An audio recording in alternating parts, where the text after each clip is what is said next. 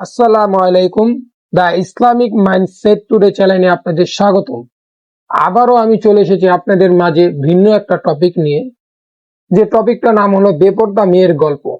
তো ভিডিওটা শুরু করার আগে আপনাদের কাছে ছোট্ট একটা রিকোয়েস্ট, বরাবরের মতন, যে আমাদের ভিডিওটা যদি ভালো লেগে থাকে তো অবশ্যই সাবস্ক্রাইব করে দিবেন, লাইক করে দিবেন এবং শেয়ার করে দিবেন। আর যদি ভিডিওটা ফেসবুক থেকে দেখে থাকেন তো অবশ্যই ফলো করে দিবেন। যা কথা না বাড়ায় ভিডিওটার মেন টপিকে চলে যায়।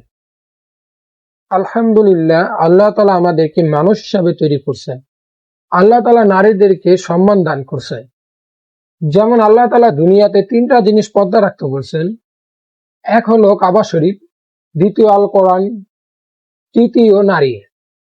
যে আল্লাহ তালা যে তিনটা সম্মানী জিনিস দান করছেন তার ভিতরে একটি হলো নারী। যে আল্লাহ তালা ইসলামে নারীদেরকে পর্দা রাখার হুকুম করছেন। তো কিছু কিছু সংখ্যক নারী পর্দায় থাকে, আবার কিছু কিছু সংখ্যক নারী বেপর্দায় থাকে। তো আজকে টপিকটা হয়েছিল যে বেপর্দা মেয়ে নিয়ে গল্প। তো গল্পটা শুরু করা যাক। একদিন এক ছোট্ট গ্রামে, যেখানে সবাই নিজেদের মধ্যে সুখ দুঃখ ভাগ করে নেয়, সেখানে বাস করত এক মেয়ে। তার নাম ছিল সারা।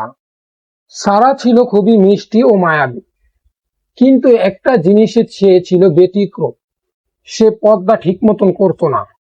সারার পরিবার ছিল শিক্ষিত এবং তারা ইসলামের প্রতি গভীরভাবে বিশ্বাসী, কিন্তু সারা কোনোদিনই ইসলামের এই বিশেষ দিকটি গুরুত্ব দেয়নি। সে মনে করত পর্দা করা, সেভ করা একটা পুরনো প্রথা, যার এখন আর কোনো প্রয়োজন নেই। তো একদিন গ্রামের মসজিদের ইমাম সাহেব একটি বিশেষ বক্তৃতা আয়োজন করলেন। তিনি সেখানে পর্দার গুরুত্ব নিয়ে কথা বললেন। তিনি বললেন, পর্দা শুধু শরীর ঢাকার জন্য নয়, এটা আমাদের আত্মা ও চরিত্রের শুদ্ধতার প্রতীক। এটি আমাদের রক্ষা করে নানা বিপদ থেকে এবং আল্লাহর সন্তুষ্ট অর্জনে সাহায্য করে। সারা ইমাম সাহেবের কথা মন দিয়ে শুনল। তার হৃদয়ে একটা পরিবর্তন আসতে শুরু করলো। সে ভাবতে লাগলো, আমার এত সুন্দর ধর্মের এত সুন্দর নির্দেশনা আমি কেন পালন করছি না। সারা উপলব্ধি করলো যে পর্দা করা শুধুমাত্র বাহিক নয়, এটি অভ্যন্তরীণ পবিত্রতাও নিয়ে আসে।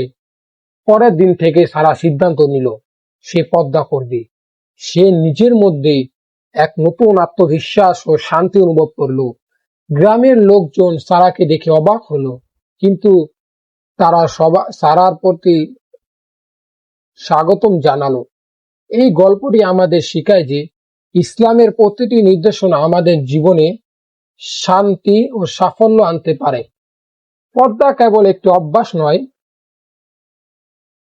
আজকে আমাদের গল্পটা এই পর্যন্তই।